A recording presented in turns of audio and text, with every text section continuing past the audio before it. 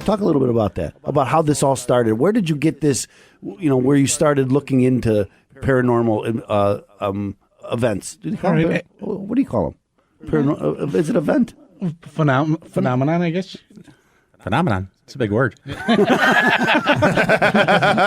a little bit about that. Investigating. Research. Okay. Research. Now, again, I think that this is so important because you guys, it's kind of surprising that because I'm not going to say you're not all in because you're all in, but you're not all in and that you're always skeptical. Right. Yeah. Stuff happened to me when I was a child that kind of opened my eyes to it, but, I would always blow it off, and I would hear at times disembodied voices, and now I'm not going nuts because now I got it on recordings.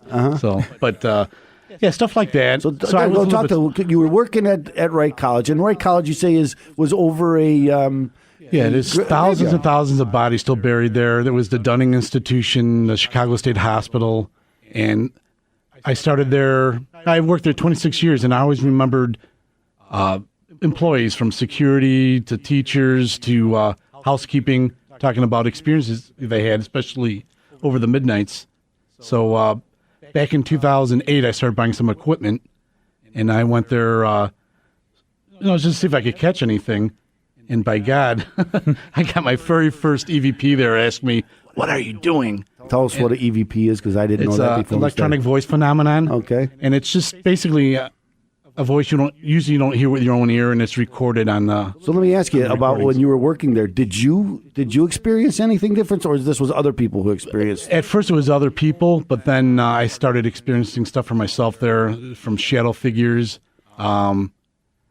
You just feel the energy, So then you think, well, I got to see if something's here, right? So, right. So you figure out, well, then you get some equipment to investigating or start investing in that equipment. And I mean, right. That's what got me started. Once I got results from Wright College, I got hooked, and that's what got you involved in it. Yeah, from spending $500, and now it's $50,000. Don't say it on the radio. Don't say it on the radio. She might be listening.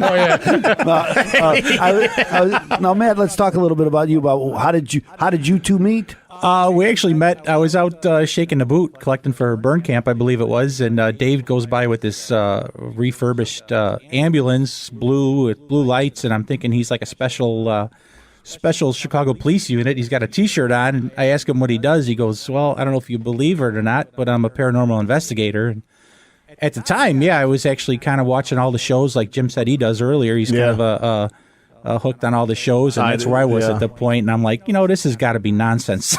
I gotta. How do I get for TV? It's right. for a lot of it. Yeah, I think it's got to be for TV. So I'm talking. We get about 2 minutes at the red light that we're talking. And so later on that night, I look up Dave, and I'm like, "Wow, this guy's like legit." So I stalker. I rang his doorbell. Trick or treat. Trick or treat. It's June.